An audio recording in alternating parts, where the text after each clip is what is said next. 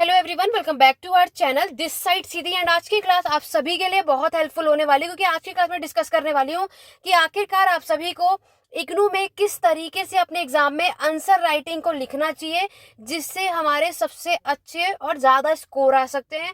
और यहाँ पर आपको क्या गलतियाँ नहीं करनी, जिससे आपके मार्क्स डिडक्ट होने के मैक्सिमम चांसेस होते हैं। जैसे कि आप सभी को पता है कि इग्नू का एग्जाम अभी जून में और एक दिसंबर में होता है। आप इस वीडियो को कभी भी देखो, आपके लिए हेल्पफुल होने वाला है। सबसे ज्यादा डाउट यहाँ पर क्या रहता है कि मैम हमें कॉन्सेप्ट तो आता है, क्वेश्चन आंसर सब कुछ आता है, लेकिन हमारे मार्क्स कम आए। देखो, मार्क्स कम क्यों आए हैं, वो होता है हमारे आंसर राइटिंग पर डिपेंड करता है। तो यहाँ पर आज की क्लास में मैं आपको बताने वाली हूँ कि आपको क्या मिस्टेक नहीं करनी जब आप अपने आंसर राइटिंग को यहाँ पर करने वाले हो, किन किन बातों का ध्यान रखना है। बिना वीडियो को स्किप करे एंड तक देखना। डेफिनेटली अगर आप सभी ने आज की वीडियो को कंप्लीटली देखा और जो भी चीज मैं आपको आज की क्लास में बताने वाली उसको फॉलो किया, फिर डेफिनेटली है कि आप 80 to 90% स्कोर इजीली से कर सकेंगे।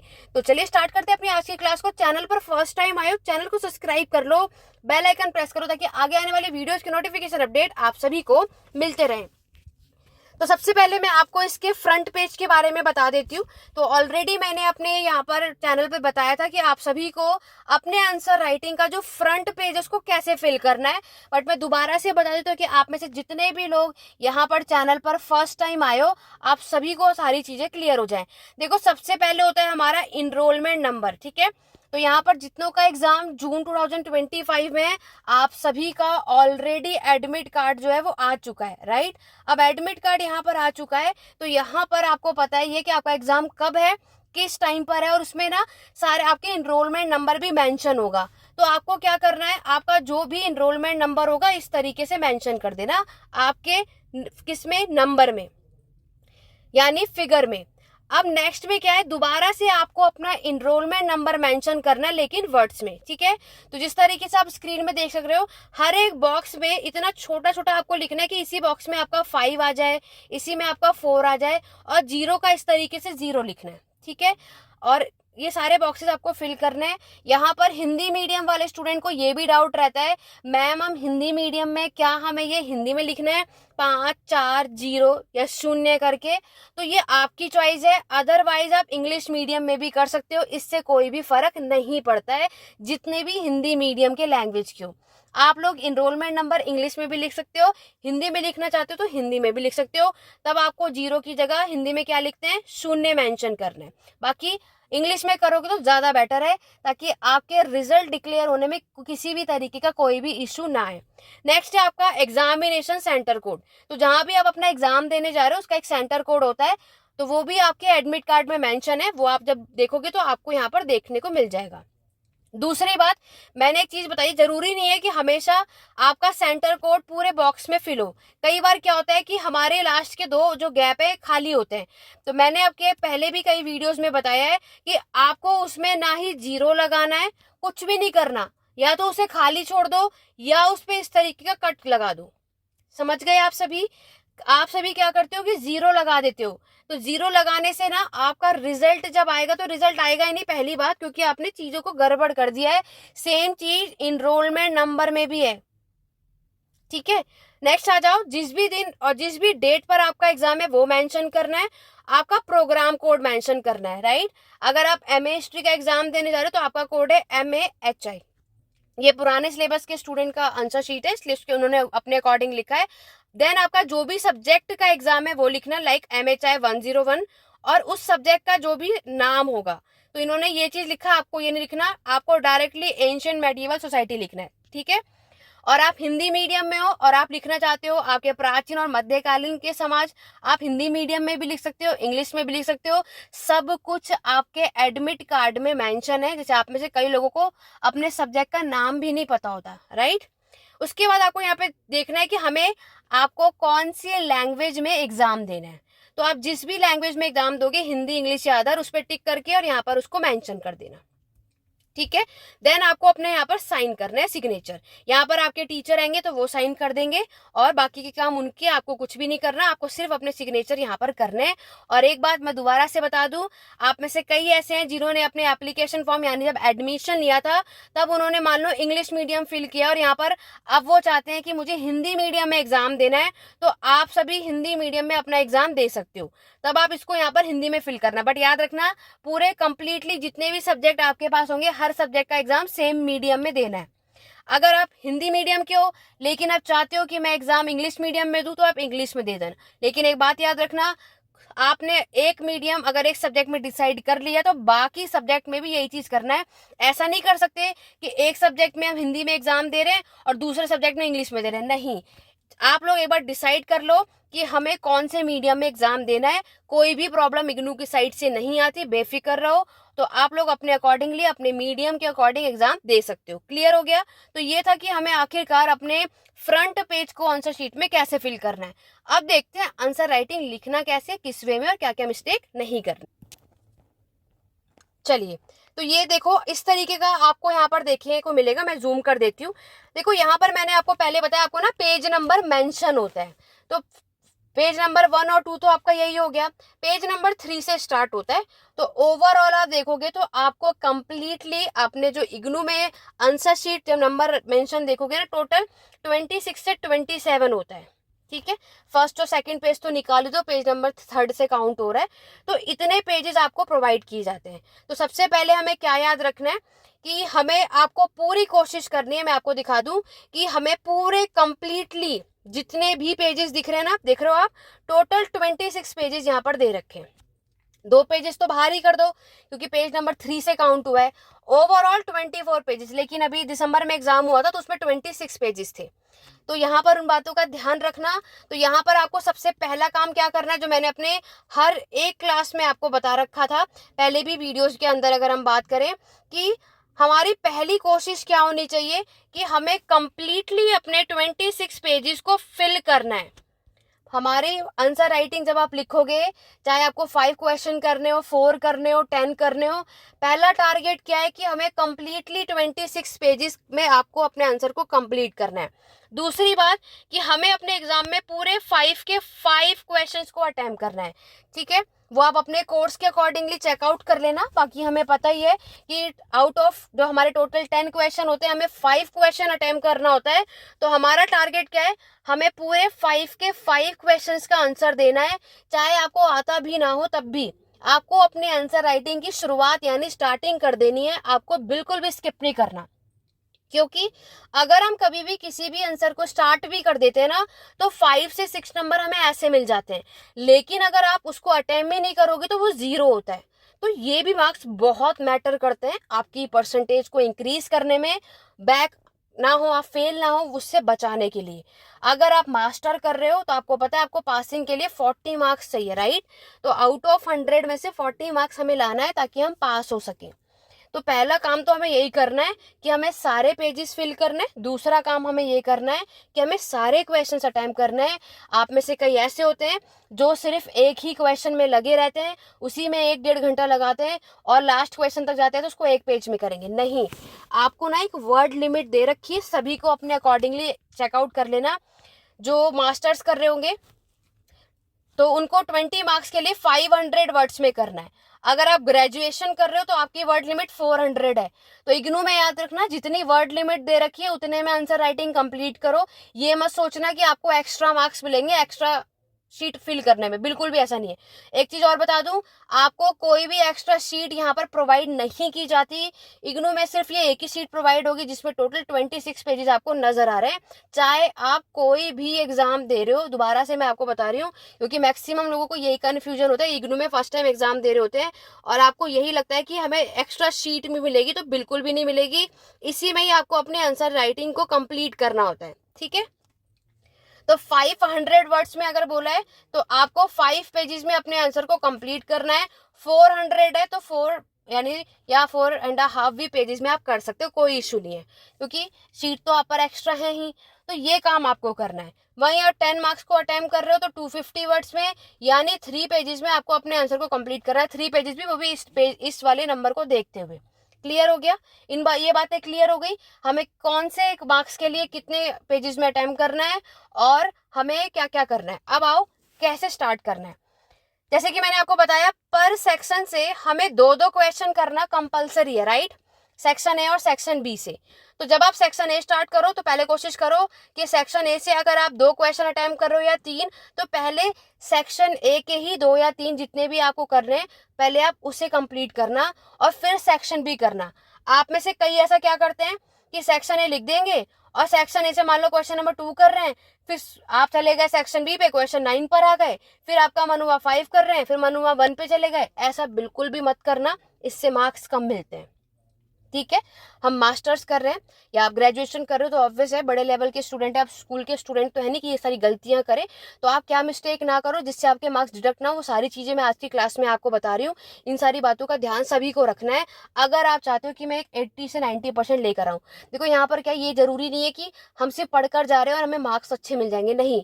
आप पहले वाले स्टूडेंट से पूछ रहे हो, आप में से कई ऐसे होंगे जो सेकेंड ईयर में होंगे या थर्ड ईयर में होंगे इग्नू में, और आपने चीज नोटिस करी होगी कि मैं बहुत अच्छा पढ़कर गया, मुझे ये टॉपिक आता था, फिर भी मेरे मार्क्स कम आए। तो कुछ गलतियों की वजह से आए, ठीक है? तो हमें क्या काम करना है कि हमने क्या करा, जब हमने यहाँ पर डाला है हमारा जो सेक्शन ए है, तो सेक्शन ए से अगर हम क्वेश्चन 1 अटेम्प्ट कर रहे हैं, 2 अटेम्प्ट कर रहे हैं, 5th अटेम्प्ट कर रहे हैं, वो कंप्लीट करो। फिर सेक्शन बी पर आते हैं, उसका अटेम्प्ट कर रहे हैं, 7th अटेम्प्ट कर रहे हैं, क्वेश्चन नंबर 9, वो करो। क्लियर हुआ? आप अपने एग्जाम में 2 पेनों का यूज करोगे सिर्फ, एक तो ब्लैक और दूसरा ब्लू। अब आप में से बहुतों का ये भी डाउट रहता है मैम जेल पेन यूज करें, बॉल पेन यूज करें। आप लोगों की जिस भी पेन से स्पीड बनती होगी उसका यूज करो, ठीक है?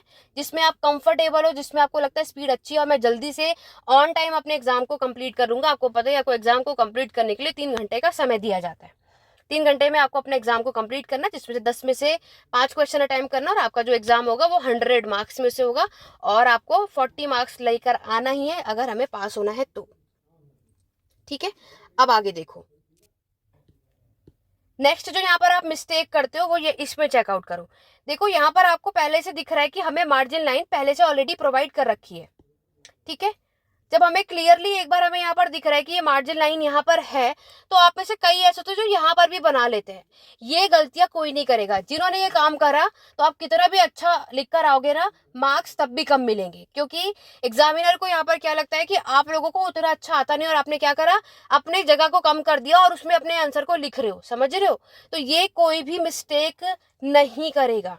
अब देखो यहाँ पर हम एमए हिस्ट्री, आपको पता ही है कि मेरे चैनल पर हिस्ट्री की क्लासेस दी जाती है, बट यहाँ पर आप हर एक एग्जाम के लिए चीजें बता रही हूँ।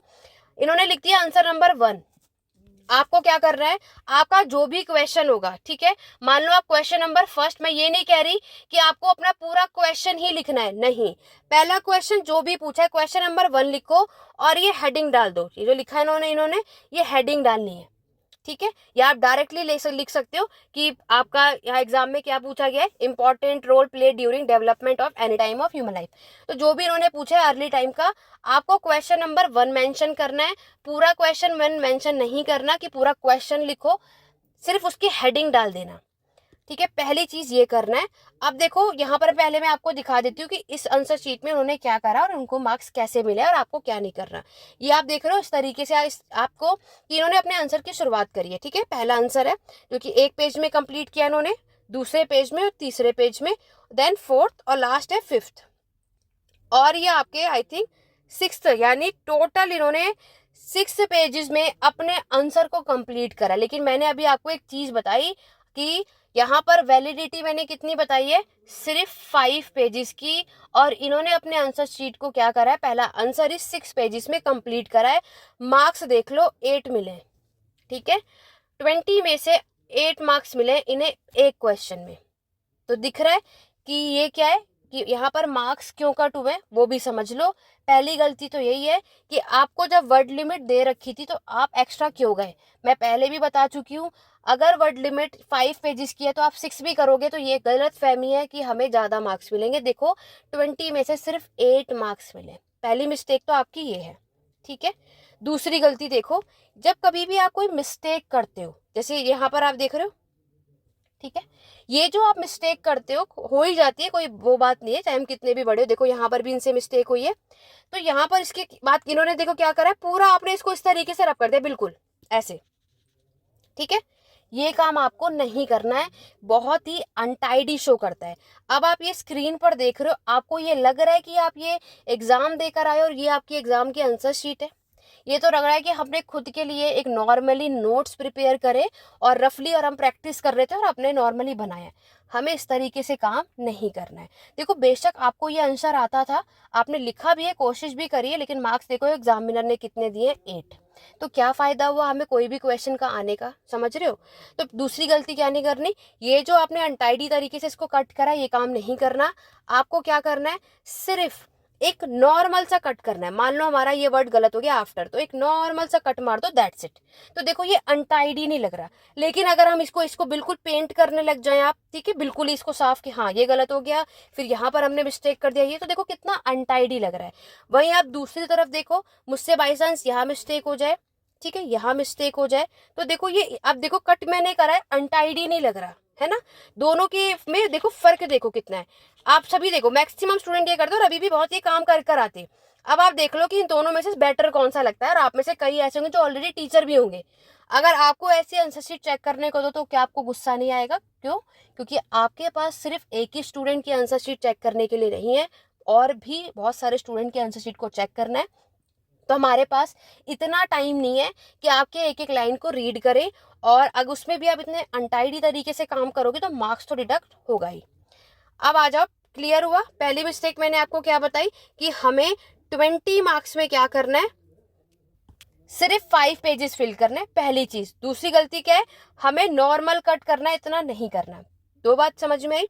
अब आ जाओ नेक्स्ट देखो, मैंने आपको एक चीज बताई है, क्वेश्चन में जो पूछा है सबसे पहले ना इंट्रो देना है। क्या देना है? प्रस्तावना।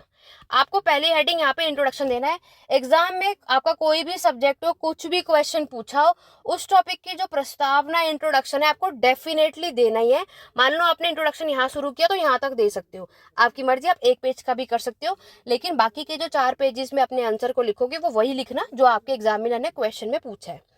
देखो यहाँ पर इन्होंने एक चीज क्या ठीक करी है कि यहाँ पर इन्होंने अंडरलाइन करा है, ठीक है, जो जो इंपॉर्टेंट चीज है कि टीचर देखे कि हमने ये चीजें करी हैं तो आप ये करो। लेकिन एक बात याद रखो, इन्होंने ना ये जो चीजें करी है ये बहुत गलत है। ये आप लोग अपने नोट्स प्रिपेयर नहीं कर रहे कि हमने एक एक लाइन में अपने चीजों को लिखा है कि हाँ, ये तो शॉर्ट नोट की बात हो गई ना कि हम देखते हैं हमारे पास टूल्स है, हमने बताया हमारे पास चॉपर था, ठीक है, और चॉपर का काम ये होता है। तो ये गलत चीज है, हमें इस तरीके से अपनी आंसर राइटिंग को कंप्लीट नहीं करना चाहिए, ठीक है। तो ये मिस्टेक इन्होंने करी, आप मत करना। बट यस, आपको ना अंडरलाइन करना है जो भी चीजें इंपॉर्टेंट है। आप में से कई ऐसे होते हैं जो हर एक लाइन को अंडरलाइन करने लगते हैं, ये काम नहीं करना। उसके बाद नेक्स्ट पेज पे आ जाओ, देखो ये सब आपको बिल्कुल भी नहीं काम करना जो इन्होंने करा है। आप लोग डायग्राम बना सकते हो, जैसे देखो इन्होंने फेक टूल्स बताया, कोड टूल्स बताया, इस तरीके का होता है, और फिर ये आपको बॉक्सेस में बता सकते हो। लेकिन ना यहाँ पर आपको इस तरीके से, देखो इन्होंने क्या करा है, आंसर कम लिखा है, बस इन्होंने अपने आंसर को लाइक पेजेस को भरने की कोशिश करी है, समझ रहे हो। ये देखो एक ही वर्ड में सिर्फ होमो इरेक्टस लिखा है, ठीक है, एक्लिनियन टूल हमें यहाँ पे हुआ। ये तो आप एक शॉर्ट नोट बता रहे हो, यहाँ पर आपको पूरा कंप्लीटली पैराग्राफ में अपने आंसर को कंप्लीट करना है। और दूसरी चीज मैंने आपको बताई है कि आप में से बहुतों को ये डाउट रहता है मैम पैराग्राफ करना बेटर है या पॉइंट। देखो पॉइंट में करने का अंजाम आप देख रहे हो, 20 में से 8 मार्क्स मिले। तो मैं पहले भी एक अपने हर एक स्टूडेंट्स को यही सजेस्ट करती हूँ, चाहे आपके पेड बैचेस में हो चाहे यूट्यूब पे हो, कि हमें पॉइंट में मेंशन नहीं करना आंसर राइटिंग को, उससे मार्क्स कम आते हैं क्योंकि आंसर ज़्यादा हाईलाइट होता है। हमें कोशिश क्या करनी है कि मैक्सिमम आंसर को पैराग्राफ में करो, बीच बीच में आप सभी पॉइंट में मेंशन कर सकते हो। अब देखो यहाँ पर इन्होंने ये टेबल भी बनाया है, ठीक है, तो इसकी रिक्वायरमेंट थी नहीं, समझ रहे हो। और अगर हमने बनाया तो मैंने ऑलरेडी पेड बैचेस में भी ये चीजें बताई, मैं आपको भी बता देती हूँ यहाँ पर जहाँ भी स्पेस होगा वो भी अभी आगे देखो। उसके बाद देखो इन्होंने ये चीजें बताई है, जो जो अंडरलाइन करा है वो बहुत अच्छी बात है। ये सारे काम नहीं करने आपको कि ये आप इस तरीके से बता रहे हो, या अपलिफ्टमेंट, व्हाट इज दिस, आप खुद सोचो। तभी इन्हें 20 में से 8 मार्क्स मिले। कहाँ पर क्या लिखा है कुछ समझ नहीं आ रहा, क्या क्वेश्चन पूछा, हम क्या कर रहे हैं। दूसरी बात, अपनी जो राइटिंग है इतना तो आपको नीट और क्लीन करना है कि एग्जामिनर आपके आंसर राइटिंग को पढ़ सके।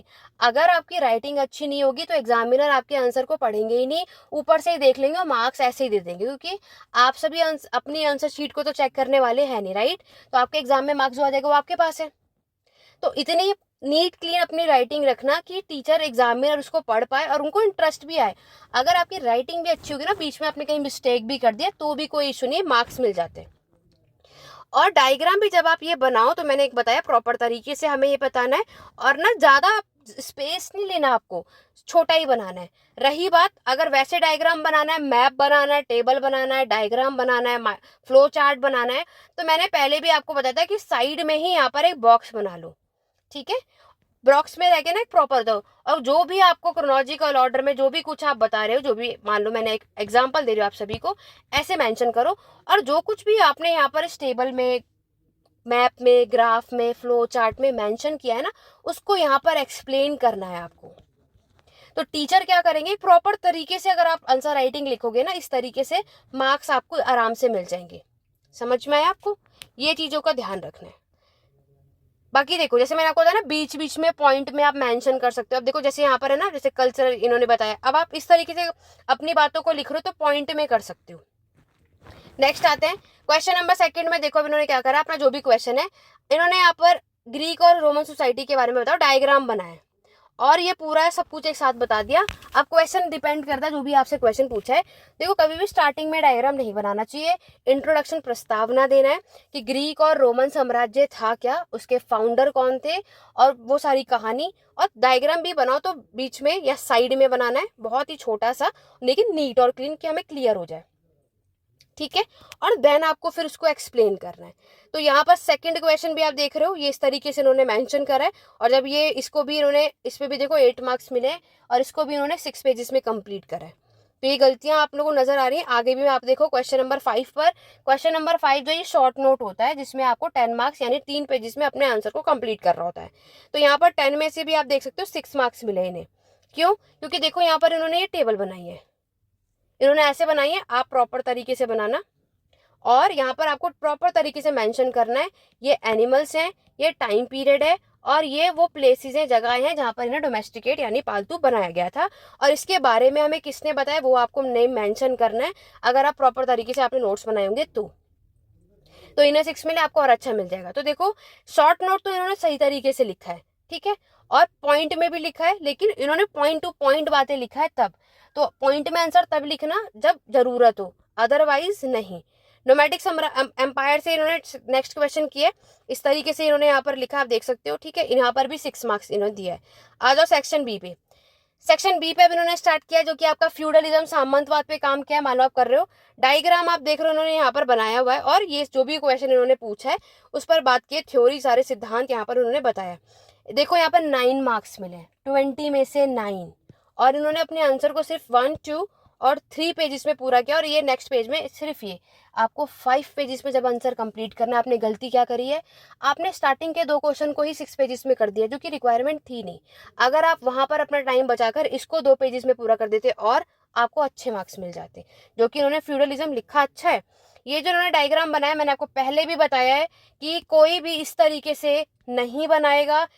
फ्यूडलिज्म इन्होंने लिखा है, आप इंट्रोडक्शन लिखना, और ये जो डायग्राम आपने बनाया इसको आप साइड में बनाओगे, बॉक्स में बनाओगे। मैंने ऑलरेडी चैनल पे बताया हुआ है, एक बार चेकआउट कर लेना। बाकी जितने भी पेड बैचेस में मैंने डिस्कस किया है, ये डायग्राम यहाँ बनाकर और इसको आपको यहाँ पर सॉल्व करना है। क्लियर है? बाकी जो इंपॉर्टेंट फैक्ट है उसे अंडरलाइन करो कि अब, और इस तरीके से बॉक्स बनाओ कि हम ये दिखाना चाह रहे हैं। क्योंकि देखो सब कुछ ब्लू पेन से हो जाता है, ब्लैक, तो देखो इसमें कुछ समझ नहीं आ रहा ना। एग्जामिनर जब चेक करे तो ऐसे अगर आप बनाओगे तो दिखाई देगा। चलो आप कहोगे मैम आपका तो रेड पेन है शायद इस वजह से, लो मैं यहाँ पे देखो ब्लैक से भी करूंगी। तो अगर आप इस तरीके से बॉक्स बना दोगे तो टीचर को दिखाई देगा कि अब मैंने ये चीज शुरू की है, ठीक है। तो ये मिस्टेक आप यहाँ पर मत करना। अब देखो बंजारा इन्होंने मैप बनाया, बहुत अच्छी बात है। मैप भी देखो जैसे साइड में मैंने आपको बताया, और पूरी कोशिश करो कि आप सभी ना ऐसे बॉक्स में इसको बनाओ, और यहाँ ना करके इधर बनाओ, ठीक है। और बॉक्स के अंदर मैप बनाओ, सारे काम जो करना है बॉक्स में करो, हमें फिर उतना ही बनाना है, और प्रॉपर तरीके से आंसर राइटिंग में इसको मेंशन करना है। बंजारास भी इन्होंने देखो मेंशन किया, अब इन्हें मार्क्स देखो यहाँ पर 5 मिले, ठीक है। तो यहाँ पर आप देख रहे हो कितनी मिस्टेक थी जो आपको नहीं करनी। मैं आपको दोबारा से यहाँ पर बता देती हूँ। जैसे कि आप यहाँ पर देख सकते हो कि हमारे पास ऑलरेडी, अगर हम यहाँ पर देखते हैं, मैं थोड़ा सा छोटा कर देती हूँ, ये देखो ये हमारा जब ऑलरेडी मार्जिन लाइन है, हमें यहीं पे काम करना है। फिर मैंने आपसे कहा कि जब आप अपने आंसर राइटिंग लिखो, आपको करना है इंट्रोडक्शन से शुरुआत, ठीक है, कि प्रस्तावना, आपको जो समझ में आ रहा है 2-4 लाइन वो लिखो। कभी भी अपने आंसर को डायरेक्टली स्टार्ट नहीं करना जो भी आपसे एग्जामिनर ने पूछा है, ठीक है। पॉइंट में मत करो, पॉइंट में आंसर लिखोगे देख लो मार्क्स कितने अच्छे आए हैं। पैराग्राफ में करो, बीच बीच में पॉइंट्स कर सकते हो। और कोशिश करो आप सभी कि अपने आंसर राइटिंग में ज़्यादा से ज़्यादा हेडिंग का यूज़ कर सको, ठीक है, कि आज हमने पहला हेडिंग ये बता रहे हैं, फिर दूसरा। मैं ये नहीं कहूँगी कि सारे क्वेश्चन में, जितने क्वेश्चन में बनता है वो। पहली चीज़ हेडिंग, दूसरी चीज़ अंडरलाइन, जो जो चीज़ें इंपॉर्टेंट हैं, जो हम दिखाना चाहते हैं एग्जामिनर को, उस पर काम करो। तीसरी चीज़, आपका जो भी सब्जेक्ट हो, जैसे हिस्टोरियंस है, इतिहास है, मान लो पॉलिटिकल कर रहे हो तो स्कॉलर्स है, साइंस, जिसका भी एग्जाम दे रहे हो, उसमें अगर किसी का नेम हो, किसी भी हिस्टोरियंस का, किसी भी स्कॉलर का, उसको याद करो और ये बताओ कि ये बात उसने कही थी। कहानी टीचर को भी पता है, तो लेकिन हम क्योंकि एक बड़े लेवल का एग्जाम दे रहे हो, मास्टर का या ग्रेजुएशन का, तो टीचर को यही है कि आप स्कूल की तरह लिख के आओगे, या फिर आपने ये बताया कि हाँ इस पर्सन ने ये चीज़ बताई थी। क्या चीज़ बताई वो टीचर को पता है, लेकिन आपने वो नेम अगर मेंशन कर दिया ना, तो यही जो इन्होंने 9 मार्क्स दिए, 15 मार्क्स दे देंगे वो आपको। टाइम पीरियड अगर आपका जो भी सब्जेक्ट है वो मेंशन कर सको वो भी करो, जहाँ भी जितना भी कर सको। सब में नहीं कर सकते, 2 से 3 क्वेश्चन में करो, समझ रहे हो। नेक्स्ट अगर मैं बात बताऊं, अगर आपका इस तरीके का सब्जेक्ट है जिसमें मैप बना सको, डायग्राम भी बनाओ, फ्लो चार्ट का यूज करो, समझ रहे हो, इस तरीके से वो साइड में बनाओ और उसको एक्सप्लेन करो। टीचर वो फ्लो चार्ट, डायग्राम, मैप देखकर ही समझ जाएंगे क्या आपने एक्सप्लेन किया। उतना स्टडी नहीं करते। हमें कभी भी ये नहीं पूरे 5 पेजेस याद करके आने, नहीं। हमें क्या करना है, उतनी चीजों को करना है जितनी हमारी रिक्वायरमेंट है। अंडरलाइन भी करो जितना हम कर सके, या कोई भी चीज़ हो उसको क्या करो जो आप दिखाना चाहते हो। अब वो भी एक सिचुएशन है जहाँ हमें चीज़ें नहीं भी आती होंगी। और देखो मैं आप सभी को सजेस्ट करूंगी कि अपने आंसर को शुरुआत करो इंट्रोडक्शन से, खत्म करो कंक्लूजन यानी निष्कर्ष से। मैं ये भी नहीं कहूँगी कि पूरे 5 क्वेश्चन में ये काम करो, बट कोशिश करो 2 से 3 क्वेश्चन में ये काम करो आप सभी। और क्योंकि ये हेडिंग भी ना बहुत अच्छी चीज़ हो जाती है, जिससे हमें मार्क्स हो जाते मिल जाते। और यहाँ पर क्या है कि आप सभी ना 2 से 3 लाइन में भी कंक्लूजन करोगे तब भी चलेगा, लेकिन कोशिश करो कि हमें चीज़ फॉलो कर सके। सबसे पहला काम आपको क्या करना है कि जो भी क्वेश्चन आपको बहुत अच्छे तरीके से आता है, या एक तो उसको क्वेश्चन नंबर 1 में अटेम्प्ट करना है और एक तो क्वेश्चन नंबर 5 में, जो टॉपिक आपको बहुत अच्छा आता है। अब आप कहोगे मैम क्वेश्चन नंबर 5 करते करते हम भूल जाएंगे जो हम याद करके आए हैं, फिर कैसे। देखो मैंने भी आपको बताया, आपको ऑलरेडी वर्ड लिमिट दे रखी है, ऑलरेडी पेजेस फिक्स हैं, उतने पेजेस को छोड़ दो और फिफ्थ जो है लास्ट के जो 5 पेजेस हैं जिसमें आपको क्वेश्चन नंबर 5 अटेम्प्ट करना है उसको स्टार्ट कर दो। That's it. यहाँ तो इजी है आपके पास कि आप बीच में पेजेस स्किप कर सकते हो, समझ रहे हो। तो आपको जो आपको बहुत अच्छे तरीके से टॉपिक आता है, क्वेश्चन नंबर 1 में अटेम्प्ट करना, क्वेश्चन नंबर 5 में। 5 में सब क्या करते हैं, उसको अटेम्प्ट करते हैं जो हमें बिल्कुल नहीं आता। यही करते हो ना सभी, इसीलिए एग्जामिनर वही सबसे पहले पढ़ते हैं, क्योंकि लास्ट तक जाते जाते सब क्या करते हैं, बेकार कर देते हो। जो आप सबसे पहला, सबसे अच्छा तो आप फर्स्ट में लिख दोगे, आखिरी में लिखते लिखते हम क्या करते हैं, कुछ भी लिखाते हैं। तो जो क्वेश्चन आपको नहीं आता है, जो आप लग रहा है कि हम कहानी बनाकर आ रहे हैं, या थोड़ा बहुत ही याद है बाकी भूल गए हैं, अपनी तरफ से लिख रहे हैं, वो क्वेश्चन आपको क्वेश्चन नंबर 3 या 4 में अटेम्प्ट करना है। सभी को क्लियर है। ये सब चीज़ें अगर आपने फॉलो कर ली, डेफिनेटली मार्क्स आ जाएंगे। क्योंकि देखो मार्क्स परसेंटेज बनाना बहुत जरूरी है, तभी आप आगे किसी भी अच्छे लेवल पे एग्जाम दे पाओगे, ठीक है। ये सारी चीजें आप जब इग्नू में एग्जाम देने जा रहे हो ध्यान रखना, और जितनी वर्ड लिमिट है उतना ही काम करो, एक्स्ट्रा करने की बिल्कुल जरूरत नहीं है। एक डाउट और रहता है मैक्सिमम लोगों को, जो कि हैं हमारे हिंदी मीडियम वाले, तो उनको भी मैं बता दूं, जितने भी हिंदी मीडियम वाले स्टूडेंट है और आपको लग रहा है, मान लो कोई स्कॉलर का नाम है या फिर आप उनकी बुक का नाम लिख रहे हो, तो आपको बीच बीच में लग रहा है कि हम वो इंग्लिश में, या फिर कोई ऐसा वर्ड हो जो आप हिंदी में भूल जाते हो या लिखना नहीं आ रहा, आप सभी वो इंग्लिश में मेंशन कर सकते हैं, उसके मार्क्स डिडक्ट नहीं होते, ठीक है। अगर आपको लग रहा है कि कोई बुक मैंने यहाँ पर मेंशन करना था, हिंदी में मैं नहीं लिख पा रहा या मार्क्स हमें इतना अच्छा नहीं आता, इंग्लिश में आप लिख सकते हो, इंग्लिश में स्कॉलर्स का नाम लिख सकते हो, ठीक है। मान लो जेम्स प्रिंसिप आपको लिखना, हिंदी में हमें नहीं आ रहा है, इंग्लिश में लिख सकते हो। इनकी बुक अगर आपको लिखनी है और बुक हिंदी में लिखना नहीं आ रहा है, इंग्लिश में लिख सकते हो। हिंदी मीडियम में इतना यहाँ पर अपॉर्चुनिटी रहती है। बाकी ये रफ वर्क के लिए पेज है, जो भी मैथ्स, फिजिक्स और बाकी कोई ऐसा सब्जेक्ट का एग्जाम दे रहे हो तो आपको रफ वर्क के लिए भी एक्स्ट्रा शीट प्रोवाइड की जाती है। तो ये पूरी कंप्लीटली आपने चीज़ें देख ली, हमें किस तरीके से आंसर शीट लिखनी है। नहीं, इस तरीके से मत लिखना जिन्होंने जिस तरीके से उन्होंने लिखा है, इसीलिए आप देख सकते हो कि यहाँ पर जो मार्क्स हैं वो उतने अच्छे इन्हें मिले नहीं है। क्यों, ये गलतियाँ, तो फर्स्ट ईयर में मिस्टेक करने के बाद ही हम यहाँ पर ये सीख पाते हैं, ठीक है। तो यहाँ पर अब आप कहोगे, अब देखो मैं आपको मार्क्स दिखा देती हूँ, नाम देखो, तो देखो यहाँ पर इन्हें 100 में से 41 मार्क्स मिले, यानी ये सिर्फ पास हो पाए हैं। तो ये हमने गलतियां करी ये।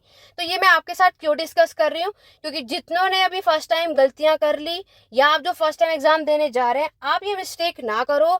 अभी भी इससे रिलेटेड कोई डाउट है कमेंट करके जरूर पूछ लेना। अगर मैं ज्यादातर डाउट बने रहे तो मैं एक शॉर्ट वीडियो दोबारा लेकर आ जाऊंगी। चैनल पर रहे हो सब्सक्राइब कर लो, ताकि आगे भी इस तरीके की कोई वीडियो मैं अपलोड करूँ, नोटिफिकेशन अपडेट आपको मिलते रहे। हॉल टिकट सभी का आ गया है, जाके इंस्टॉल कर लो। और री रजिस्ट्रेशन भी आ चुका है, तो जो भी आप सेकेंड ईयर या थर्ड ईयर में एप्लीकेशन एडमिशन लेना चाहते हो, नहीं लिया है, जाके ले लो। एग्जाम देने से पहले हम अपना सेकेंड ईयर में अप्लाई कर सकते हैं, मैंने पहले भी बताया था। हॉल टिकट में क्या क्या ले जा सकते हैं, क्या क्या नहीं, मैं ऑलरेडी इस पे वीडियो बना चुकी हूँ, नहीं देखा है जाके चेकआउट कर लो। आपको अपना हॉल टिकट, अपना आईडी कार्ड, इग्नू का आईडी कार्ड जिस पर नहीं है कोई बात नहीं, आपको अपना जो आईडी कार्ड है, आधार कार्ड जो भी है आपका, वोटर आईडी कार्ड, ठीक है, उसमें से कुछ भी लेकर के जा सकते हो, है ना। वो डेफिनेटली ओरिजिनल लेके जाना, उसकी फोटोकॉपी नहीं लेकर जाना। और किसी के में ऐसा हो कि हॉल टिकट में फोटो नहीं हो, तो आप खुद से अपना वहां पर पेस्ट कर लो, कोई इशू नहीं होता। लेकिन ये चीजें डेफिनेटली जाना, नहीं तो आपको हॉल में बैठने नहीं दिया जाएगा और प्रॉब्लम हो जाएगी। अपने एग्जाम का टाइम चेक कर लेना, मॉर्निंग है या इवनिंग का। फर्स्ट डे में सबसे पहले एग्जाम में पहुंच जाना, क्योंकि आप लोग वो सोचते हो अभी आधे घंटे में पहुंच जाएंगे, कुछ भी देखो पहले दिन सभी को जल्दी पहुंचना है, चाहे आप 1 घंटे पहले ही पहुंच जाओ, क्योंकि यहाँ पे ट्रैफिक की भी इशू होता है और एग्जाम रह जाएगा, फिर टाइम नहीं मिलता, टाइम उतना ही दिया जाता है, ठीक है। अभी भी कोई डाउट हो, और वीडियो को ज्यादा से ज्यादा हर एक स्टडी ग्रुप पे शेयर कर दो, ताकि और भी लोगों की हेल्प हो सके आपके थ्रू। और ये क्लास कैसी लगी, ये वीडियो कितनी हेल्पफुल रही, वीडियो को लाइक करो। आप सभी लाइक बहुत कम करते हैं, सिर्फ वीडियो को देखते हैं और चले जाते हैं। देखो अगर क्लास पसंद आ रही है और इससे आपकी हेल्प हुई है, आपको एक छोटा सा लाइक करना और हेल्प करना है, और सब्सक्राइब करना है और जुड़े रहना है मेरे चैनल के साथ, ताकि इग्नू से रिलेटेड और भी टाइम और भी कोई भी अपडेटेड या चेंजेस है आपको मिल जाए। इग्नू की व्हाट्सएप ग्रुप मैंने बना रखा है, लिंक डिस्क्रिप्शन बुक में। बाकी की जितने सोशल मीडिया है, आप लोग यहाँ एमएसटी के क्लासेस, नोट सब कुछ अवेलेबल कराया जाता है। अगर कोई भी लेना चाहता है तो असाइनमेंट या कुछ भी, तो 8881969080 व्हाट्सएप नंबर है, आप कॉन्टैक्ट कर सकते हो। तो चलिए सुना, ऐसी क्लास में बस इतने, मिलते हैं नेक्स्ट वीडियो में। Thank you for watching.